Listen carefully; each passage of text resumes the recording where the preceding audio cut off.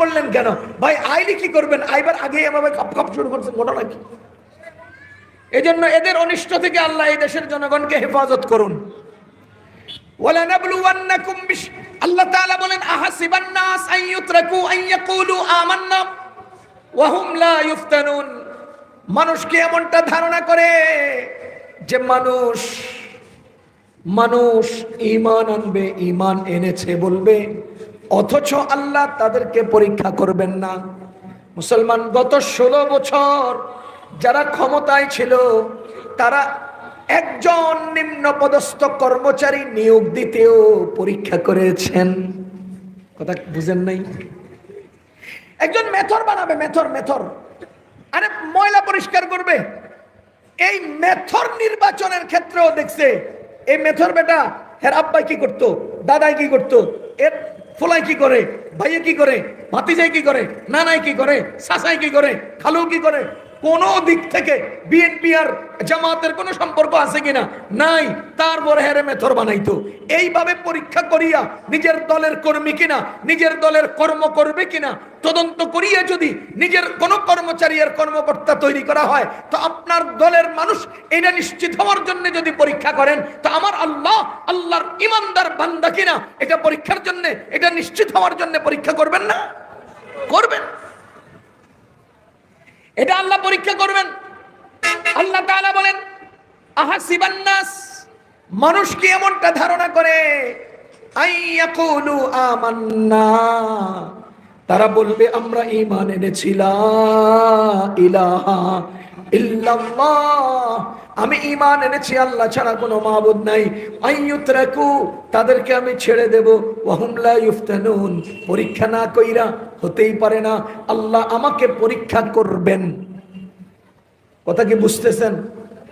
কথা বুঝেন।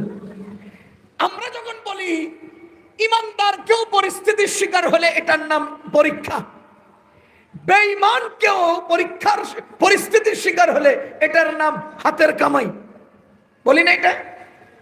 অফকোর্স, অবশ্যই ইমানদার পরিস্থিতির শিকার হলে এটার নাম পরীক্ষা, আর জালিম পরিস্থিতির শিকার হলে এটা নিজেদের হাতের কামাই। কথা বুঝিয়েন। মাওলানা মামুনুল হক সাহেব জেলখানায় ছিলেন, এটার নাম পরীক্ষা, আর মানিক্কা আর সালমান এফ রহমানরা জেলখানায় আছে, এটা তাদের হাতের কামাই, এটা তাদের হাতের কামাই, কোনো সন্দেহ নাই। ওলামায়ে কেরাম জেলখানায় গেছেন পরীক্ষা হিসেবে, আর ওই চোরাগুলো জেলখানায় গেছে হাতের কামাই। কথা কন। সুতরাং মুসলমান, আল্লাহ রাব্বুল আলামিন বলেন তোমরা ঈমান এনেছো এমন দাবি করবা, তোমরা ঈমান এনেছো এমন কথা বলবা, অথচ আমি তোমাকে আড়াল দিয়ে পার করে দেব, যাচাই করা ছাড়া হতে পারে না। আমি পরীক্ষা করবই। এবার প্রশ্ন, আল্লাহ কি দিয়ে পরীক্ষা করবেন, কিভাবে পরীক্ষা করবেন?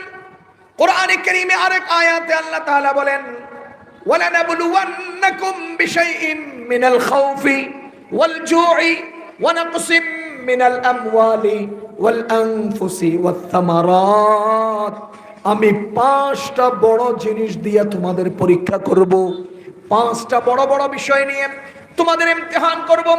এই মাদ্রাসায় যারা মিজান জামাত পড়ে, যারা নাহবিবির জামাত পড়ে, তারাও বুঝতে পারবে ওয়ালানাবলুওয়ান্নাকুম, এখানে আল্লাহ রাব্বুল আলামিন লামে তাকিদ বা নুনে তাকিদ এনেছেন, তার মানে অবশ্যই আমি আল্লাহ তোমাদেরকে ইমতিহান করব, পরীক্ষা করব।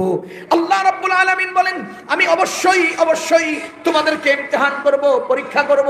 কি দিয়ে পরীক্ষা করবেন? বিশাইইন, যে কোনো একটা বিষয় দিয়া, মিনাল খাউফ, ভয়, 1 নাম্বার হলো ভয়, ওয়াল জু', 2 নাম্বার হলো ক্ষুধা, ওয়া নাকসিম মিনাল আমওয়াল, 3 নাম্বার হলো সম্পদ নষ্ট করে, ওয়াল আনফুস, 4 নাম্বার হলো কোন সন্তান নিয়ে যাবেন, ওয়াত থামারাত, 5 নাম্বার হলো তোমাদের ফসলাদি চলে যাবে, নষ্ট হবে। এই 5টা বিষয় দিয়ে আমি আল্লাহ তোমাদেরকে পরীক্ষা করব। এই 5টা হলো বড় বড় মোটা মোটা, আরো ছোট ছোট হবে, হোঁচট খাইবা, আঙ্গুল ভাঙ্গে যাবো, চোখের মধ্যে মশা একটা ঢুকবো, পোক একটা ঢুকবো, চোখ জ্বলতে থাকবো, কানের মধ্যে পোক একটা ঢুকবো, বিপদ হয়ে যাবো। তোমরা এই জাতীয় শরীরের মধ্যে ফোড়া একটা হবে, বিপদ হয়ে যাবে। এই জাতীয় অনেক কিছু দিয়া আমি আল্লাহ তোমাদের ইমতিহান নেব, পরীক্ষা করব। বলেন তো পরীক্ষা করবেন বলছেন কে? তাহলে পরীক্ষা করবেন এটা কোরআনে আছে। পক্ষান্তরে যহারাল ফাসাদু ফিল বাররি ওয়াল বাহরি বিমা কাসাবাত আইদিন নাস, জলে স্থলে যত বিপর্যয় তৈরি হয় এটা মানুষের হাতের কামাই, এ কথাও তো কোরআনে আছে। তাহলে পরীক্ষা করবেন এটা কোথায় আছে? বলেন বলেন। কোরআনে আছে। হাতের কামাই এটা কোথায় আছে? কোরআনে আছে, কোরআনে আছে। এখন আমরা আপনাদেরকে যদি বলি এটা তাদের হাতের কামাই, কহ আপনারা হুজুররা করলে এটা পরীক্ষা হয়, আর আমরা বিপদে পড়লে এটা হাতের কামাই হয়। জি, আপনারা বিপদে পড়লে এটা হাতের কামাই হয়। আপনারা অঙ্ক করেন, অঙ্ক মিলাইতে পারেন না তো এই জন্য বুঝেন না, অঙ্ক মিলাইতে পারেন না তো এই জন্য বুঝেন না। আচ্ছা আপনারা বলেন, ফেরাউন কোথায় ডুবেছে? বলেন না, বলেন না। পানিতে। আর ইউনূস আলাইহিস সালাম কোথায় ঢুকেছে? আর মাছ কোথায়? তো ফেরাউন পানিতে ডুবলো, আর ইউনূস আলাইহিস সালাম পানির ভেতরের মাছের পেটে ঢুকে গেল। তো হিসাব নিকাশে কি মনে হয়, ইউনূস আলাইহিস সালামের বিপদটা কি ফেরাউনের চেয়ে ছোট? বড় হওয়ার কথা না। এখন ইউনূস আলাইহিস সালামেরটা কি আপনি কি হাতের কামাই বলবেন? ফেরাউনেরটারে কি বলবেন? বলেন, ফেরাউনেরটা কি বলবেন? হাতের কামাই। ইউনূস আলাইহিস সালামেরটা কি বলবেন? ইমতিহান, পরীক্ষা। ইব্রাহিম আলাইহিস সালাম আগুনে পড়লেন, ফেরাউন পানিতে পড়লো। এবার কোনটারে বিপদ বলবেন আর কোনটারে পরীক্ষা বলবেন আপনি বলেন? সহজ কথা। ইব্রাহিম আলাইহিস সালামেরটা আগুন, ফেরাউনেরটা পানি। পানিতে হামাগুড়ি দিয়ে 2-3 মিনিট 10 মিনিট 20 মিনিট বেঁচে যায়, কিন্তু আগুনে 10 মিনিট বাঁচা যায় না। তাহলে ইব্রাহিম আলাইহিস সালামেরটা ভারী, এরপরে এটা পরীক্ষা, আর ফেরাউনেরটা ভারী নয়, এরপরে এটা বিপদ। এটা হাতের কামাই। আপনি অঙ্কগুলো মিলাইতে পারেন না তো। এজন্য বলছি মুসলমান, গত 16 বছরের জালিম সরকার মাত্র 16 বছরও পূর্ণ করতে পারে নাই। এই 16 বছরে 15 বা 16 বছরে ফেরাউনের 400 বছরের ক্ষমতার পূর্ণ জুলুম অত্যাচার করেছে ফেরাউন। একটা কথা মনে রাখেন, পৃথিবীর ইতিহাসে সবচেয়ে বেশি সময় ক্ষমতায় ছিল ফেরাউন। সবচেয়ে বেশি সময় ক্ষমতায় ছিল কে? ফেরাউন। কতশো বছর? 400 বছর। বলেন কতশো বছর? এই 400 বছরে ফেরাউন দুনিয়াতে যত জুলুম করেছে, যত অত্যাচার করেছে, যত ফাসাদ তৈরি করেছে, যত অহংকার করেছে, যত খেয়ানত করেছে, যত মানুষ মেরেছে, যত অনিষ্ট তৈরি করেছে, যত অরাজকতা তৈরি করেছে, ফেরাউনের 400 বছরেরটা আওয়ামী লীগ 15 বছরে করেছে। এজন্য ফেরাউন ক্ষমতায় 400 বছর টিকেছে, এরা ক্ষমতায় 15 বছরও টিকতে পারে নাই। কারণ ওরা 400 বছরে যা যা করছে, এরা 15 বছরে তা তা করে লেছে। আজীব, এত জলদিবাজি কেন করস? একটা উদাহরণ দেখে বুঝবেন। হাদিস শরীফে আসছে, যতক্ষণ একজন ইমানদার থাকবে ততক্ষণ কিয়ামত হবে না। এই হাদিস আপনারা শুনছেন? বলেন শুনছেন? এর অর্থ কি? কিয়ামত মানে কি? আসমান ধ্বংস হওয়া, জমিন ধ্বংস হওয়া, পৃথিবীর সব কিছু ধ্বংস হয়ে যাওয়া, এটার নামে তো কিয়ামত। তাহলে একজন ইমানদার থাকলে কিয়ামত হবে না, তার মানে একজন ইমানদার থাকলে দুনিয়া ধ্বংস হবে না। ঠিক তেমনি ভাবে যে কোনো দলে একজন আদর্শের লোক থাকলে ওই দল ধ্বংস হবে না। আওয়ামী লীগের মধ্যে একজন লোক আদর্শের ছিল না, এজন্য আল্লাহ তাদের উপরে কিয়ামত নাযিল করছে। যার কারণে প্রধানমন্ত্রী থেকে মেম্বার পর্যন্ত, বাইতুল মুকাররমের খতিব পর্যন্ত বলেছে, একজনও নাই, একজনও যদি থাকতো কিয়ামত আইতো না। এখন আমি হিসাব মিলে দেখছি কি জানেন, ফেরাউন আর গত আওয়ামী লীগ সরকার সমান। কোন কি সমান কয় না? এনে আসেননি আওয়ামী লীগ? নাই। আমি 1 নম্বর। আমি আল্লাহর দোহাই লাগে, আল্লাহর দোহাই দিয়ে বলছি, জীবনে আওয়ামী লীগ পরিচয় দিবেন না। লজ্জা যদি থাকে পরিচয় দিবেন না। যেই দলের নেতা কর্মীরা হাজার হাজার কোটি টাকা দেশের সম্পদ লুটে খায়, সেই দলের কর্মী আপনি পরিচয় দিতে লজ্জা করা উচিত। যেই দলের ব্যক্তিরা আয়না ঘরের মতো জীবন্ত কবরস্থানে মানুষদেরকে নিঃশ্বাস করে, ওই দলের কর্মী আপনি পরিচয় দিতে লজ্জা থাকা উচিত। যেই দলের নেতা কর্মীরা, যেই দলের শাসক মহল মানুষকে গুলি করে হত্যা করে, গুম করে, বুকে পা দিয়ে জবাই করে, ওই দলের কর্মী আপনি পরিচয় দিতে লজ্জা করা উচিত। কতক্ষণ আর এই পরিচয় দিবেন না। তবে আমি আপনাকে একটা পরামর্শ দেই, আওয়ামী লীগ, আওয়ামীর পরে কি লীগ কোন না? আর আমাদের দেশে আরেকটা আমল আছে, তাব লীগ কোন? তাব লীগ কয় না, আওয়ামী লীগ তাব। ও দুনিয়ার আওয়ামী লীগরা, আপনারা তাবলীগে চলে যান, ভালো হয়ে যান। আওয়ামী লীগ তাবলীগ দুজন তাবলীগে যান গা, সবাই তাবলীগে যান গা। যাই আল্লাহ বিল্লাহ করেন, দিনদার হয়ে যান, ইমানদার হন। তওবার সময় আছে, তওবার সুযোগ আছে, তওবার সময় আছে। যা হোক, একেবারে সমান। ফেরাউন অহংকার করেছে, খেয়াল করেন, ফেরাউন অহংকার করেছে।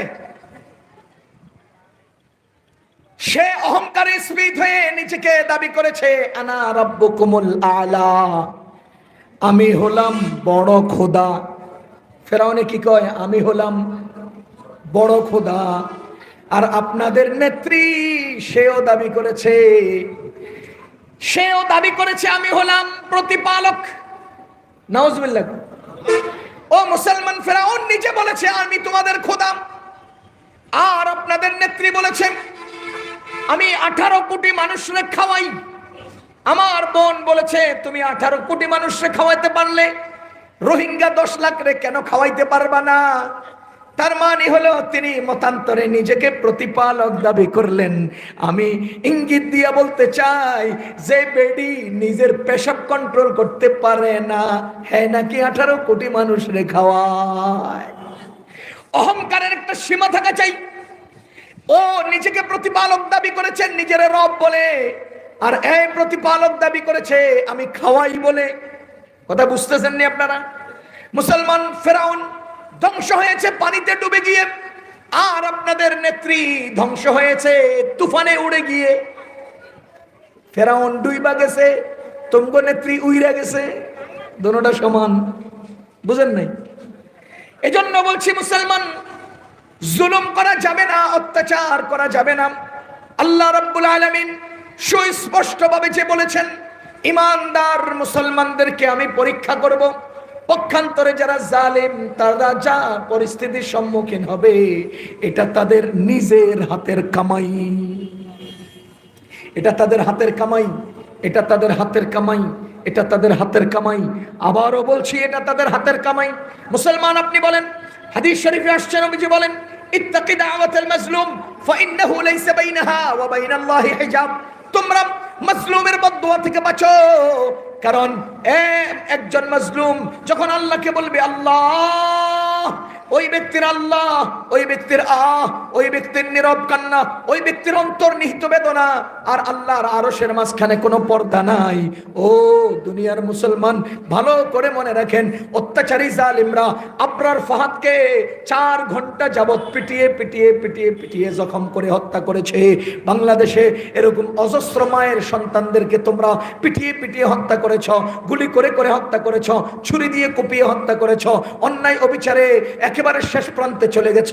আমি একটুখানি ইঙ্গিত দিতে চাই, এরকম আবরার ফাহাদের মায়েরা গভীর রাত্রে চোখের পানি ছেড়ে আল্লাহকে বলছে, আল্লাহ তোমার কাছে বিচার চাই।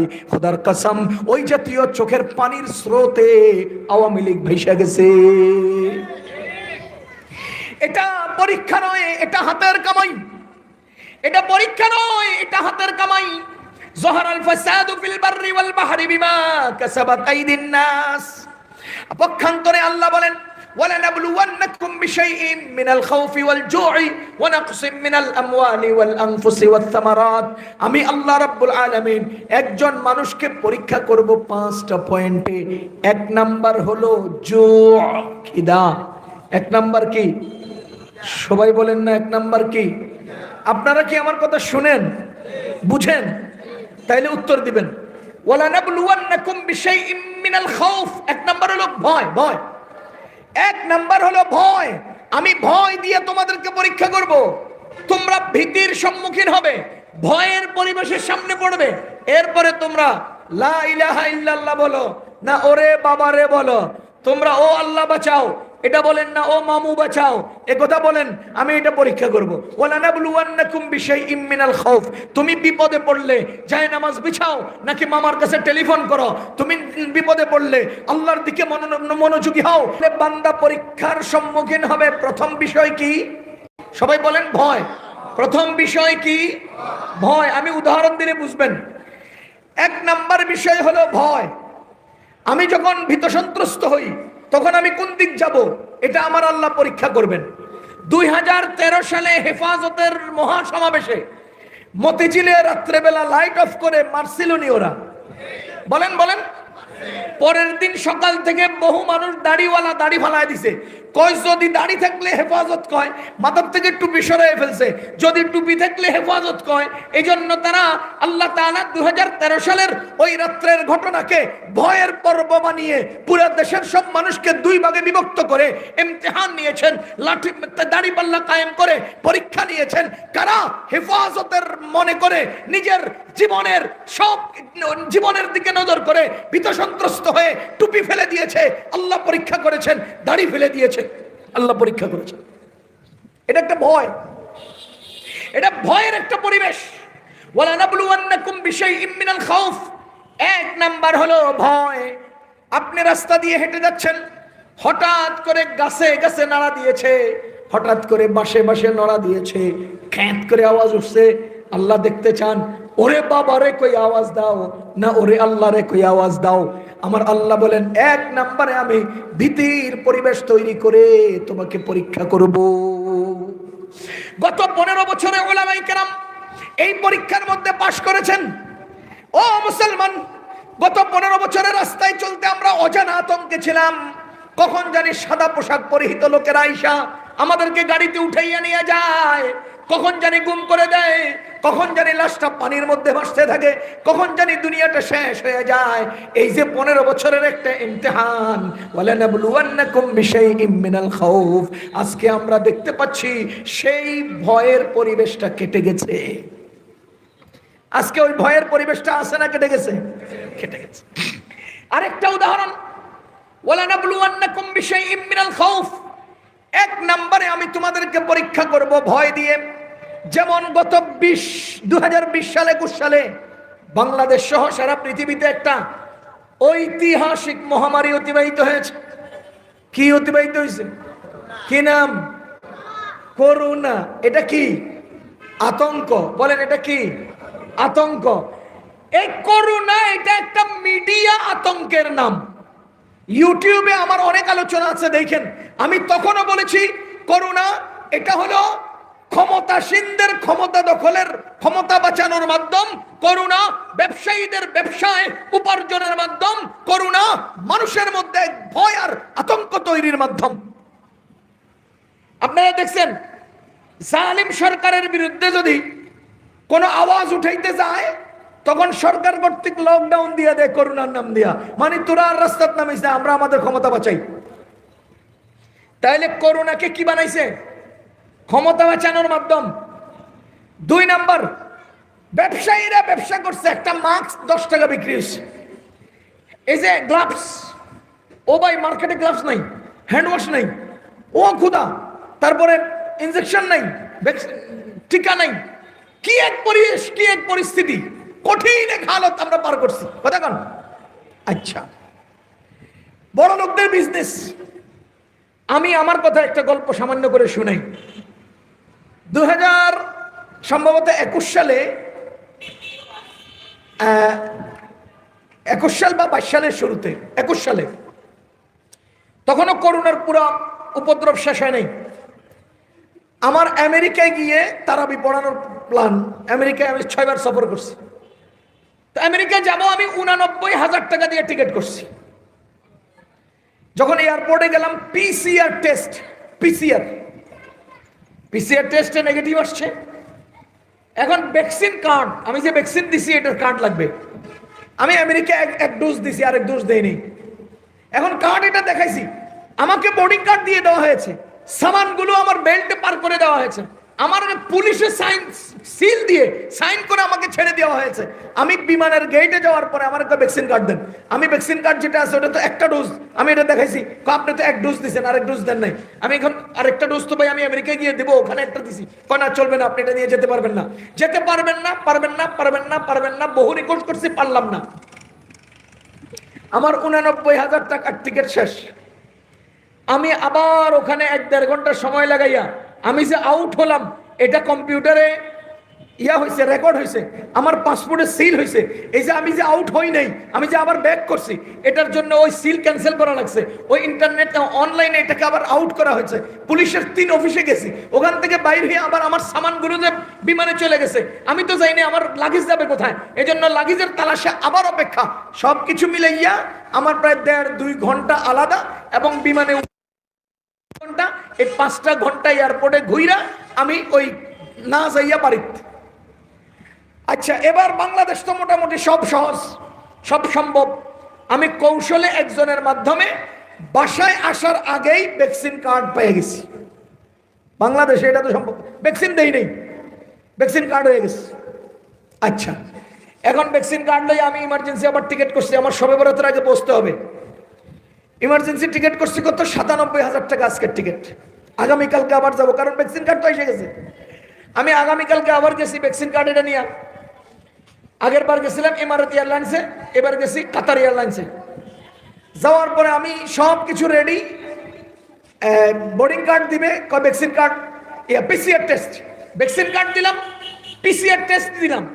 এটা তো আপনার গতকালকের পিসিআর, আজকেরটা কই? আমি বললাম যে একটা পিসিআর 72 ঘন্টা নাকি কার্যকর হয়। না, এটা 24 ঘন্টার পরে। পিসিআর কার্ডের জন্য আজকে আমাকে আবার বাতিল করলো আমার ফ্লাইট, 97,000 টাকার ফ্লাইট ক্যান্সেল। আমি আবার বাড়িতে ফেরত আসলাম। আসার পথে গুলশান এক হাসপাতালে ঢুকে আজকে আবার পিসিআর টেস্ট দিলাম, দিয়া ওটার রিপোর্ট আমার বাসায় আসার আগে সে আমাকে পাঠিয়ে দিচ্ছে। এরপরে আমি আবার টিকিট করছি 13 ঘন্টা ট্রানজিটে 80,000 টাকা দিয়া। দুবাইতে 13 ঘন্টা ট্রানজিট, 80,000 টাকার টিকিট। এবার বলেন 89,000, 97,000, 80,000, 3 দিনের ব্যবধানে আমি 3টা টিকিট করে এরপরে আমেরিকায় গেছি। শেষ পর্যন্ত এটার রিফান্ড আসছে 52,000 টাকা, ওরা কেটে খেয়ে ফেলছে, বাকি টাকা আমার ফেরত দিছে। এবার আপনারা বলেন, 2টা ফ্লাইট মিস করার কারণে কতগুলো হয়রানি, কতগুলো সমস্যা, কি পরিমাণ টাকা, কি পরিমাণ অর্থ, একেবারে নির্ঘাত 52,000 টাকা খেয়ে ফেলছে। তার অর্থ হলো এই করোনা আমাদের মতো নিরীহ মানুষদেরকে চুষা পয়সা খাইছে। আমি আপনাকে বলতে চাচ্ছিলাম, করোনা এটা একটা বিপদ, করোনা এটা একটা ভাইরাস, কোনো সন্দেহ নাই। কিন্তু করোনাটাকে এমন ভাবে প্রচার করা হয়েছে, এটা মিডিয়ার মাধ্যমে এমন এক আতঙ্ক তৈরি করা হয়েছে, এই আতঙ্কের মাধ্যমে আল্লাহ আমাদের ইমতিহান নিয়েছে। মুসলমান, আমি আশ্চর্যের সাথে দেখেছি আমেরিকার নিউ ইয়র্কে কোনো একজন করোনা আক্রান্ত হয়ে মারা গেছেন। এটাকে অনলাইনের মাধ্যমে এমন ভাবে সামনে পেশ করা হয়েছে, আমাদের নোয়াখালী জেলার একজন সাধারণ কৃষক, সে মাঠে যায় না, তো করোনায় মানুষ মরছে। বুঝেন, করোনায় মানুষ মারা গেছে কোথায়? আমেরিকায়। আর কৃষক খেতে যায় না কোথায়? বাংলাদেশের নোয়াখালীতে। তার মানে আমেরিকার করোনাকে এমন ভাবে প্রচার করা হয়েছে যে নোয়াখালীর কৃষকও আতঙ্কে অস্থির, ভয়ে যাইতেছে না। ও এটা ইমতিহান। আপনাদের মনে আছে কিনা জানি না, 2017, 2016 সালে কিংবা 15-16 সালের দিকে ভোর রাত্রে একটা ভূমিকম্প হয়েছিল। আমি তখন ঢাকায় 4তলা বিল্ডিং এ আমি থাকতাম, 4র্থ তলায়।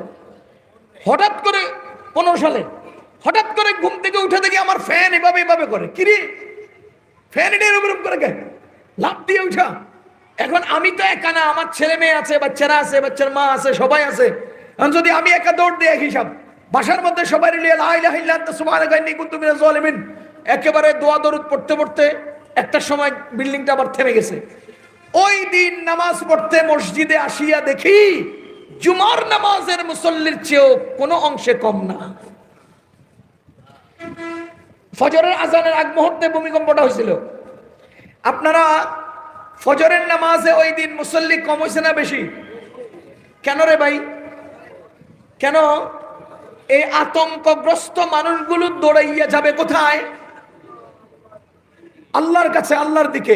এবার আপনারা বলেন 2020-21 সালের করোনায় আমাদেরকে ইন্টারন্যাশনাল চক্রের মধ্যে ফেলে দিয়ে আমাদেরকে মসজিদ থেকে বিচ্যুত করা হয়েছে কিনা, কাবা শরীফ থেকে বিচ্যুত করা হয়েছে কিনা, আমরা কাবায় যেতে পারি নাই, আমরা মসজিদে যেতে পারি নাই, আমাদেরকে সামাজিক ডিস্টেন্স তৈরি করার একটা শর্ত দিয়ে দুই হাত দূরবর্তীতে আমরা মসজিদে নামাজ আদায় করতে গিয়েছি, আমরা 5 জনের বেশি মসজিদে ঢুকতে পারি নাই। এই যে একটা সিস্টেম করে দিয়েছে, আল্লাহর কসম, এটা তোমরা যেভাবেই দেখো না দেখো, আমি কোরআনের আয়াত থেকে দেখি, ওই করুণা লানাবলুয়ান্নাকুম বিশাইইম মিনাল খাউফ, এটা আতঙ্কের পরীক্ষা। এটা কিসের পরীক্ষা ছিল? আতঙ্কের পরীক্ষা। আমরা হেরে গেছি, আমরা হেরে গেছি, আমরা হেরে গেছি। আমি আশ্চর্যান্বিত হই, কয় 5 জনের বেশি মুসল্লি মসজিদে যাবেন না।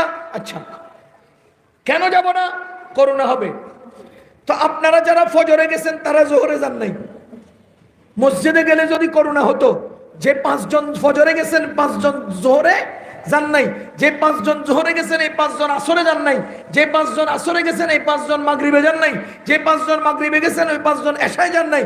অথচ যে ইমাম ফজর হে ইমামই জোহর, যে ইমাম জোহরে ওই ইমামই আসরে, যে ইমাম আসরে ওই ইমামই মাগরিব এশায়। যদি করোনার মসজিদে যাওয়ার কারণে করোনা হতো, তো আপনারা এক এক সময় এক একজন যাওয়ার পরে আপনাদের করোনা হয়। যে ইমাম প্রতি ওয়াক্তে যায়, ওনার হইল না কেন? কেরে ভাই, ওনার হইল না কেন?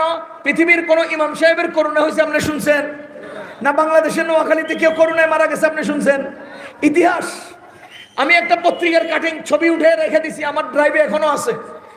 করোনা কালে এক ছেলে উত্তরবঙ্গে ব্লাড ক্যান্সারে আক্রান্ত হয়ে তার আঞ্চলিক জেলা হসপিটাল থেকে তাকে ঢাকা মেডিকেলে ট্রান্সফার করা হয়েছে।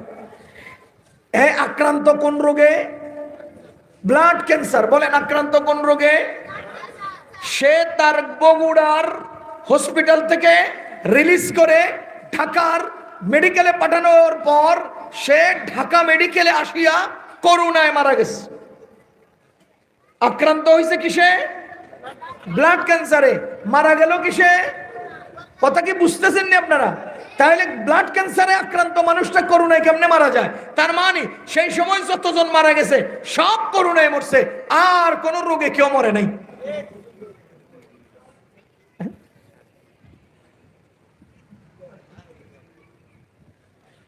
এই যে এবার ফেনীতে হলো না, বন্যা হলো না, মানুষ নাকি বন্যায় মরে ভাইসে যাইতেছে গা। আমাদের এলাকায় 2 জন লোক মারা গেছে। আমি তখন ফেনীতে ছিলাম, বন্যায় আক্রান্ত ছিলাম আমার আশপাশে।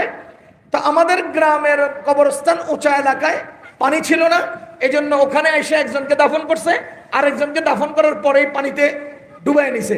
এখন যদি আপনি বলেন এই 2 জনও বন্যায় মারা গেছে, অথচ এই 2 জন দীর্ঘ 6 মাস যাবত অসুস্থ ছিল, এদের কি বন্যায় মারা গেছে হিসাব করা যাবে? কিন্তু যারা হিসাব করছে এরা এদেরকেও বন্যায় মারা গেছে হিসাব করছে। কথা বুঝেন? আতঙ্ক ছড়ানোর জন্য। এখানে একটা রহস্য আপনাদেরকে বলি। আচ্ছা, করোনা বাংলাদেশে কত বছর, কয় মাস ছিল, কয় বছর ছিল? কোন 1 বছর? বলেন না। 2 বছর? 2.5 বছর? আচ্ছা 2 বছর নেন। বাংলাদেশে করোনা কয় বছর ছিল? 2 বছর। ওই 2 বছরের হাসপাতালের ডাক্তাররা আপনাদেরকে ভিডিও কনফারেন্সের রোগী দেখেছে কিনা? ওই 2 বছরের হাসপাতালের ডাক্তাররা এই মুখের মধ্যে প্লাস্টিক দিয়া, এর মধ্যে গ্লাভস দিয়া, এর উপরে মাস্ক দিয়া, এর পরে ছিদ্র দিয়া রোগীরে হেনে বসাইয়া জিজ্ঞেস করছে আপনার কি সমস্যা কোন? রুগী ওখান থেকে বলছে, ডাক্তার এই পাশ থেকে শুনছে, 14-15টা ব্যারিকেড দিয়া রুগীর খবর নিয়া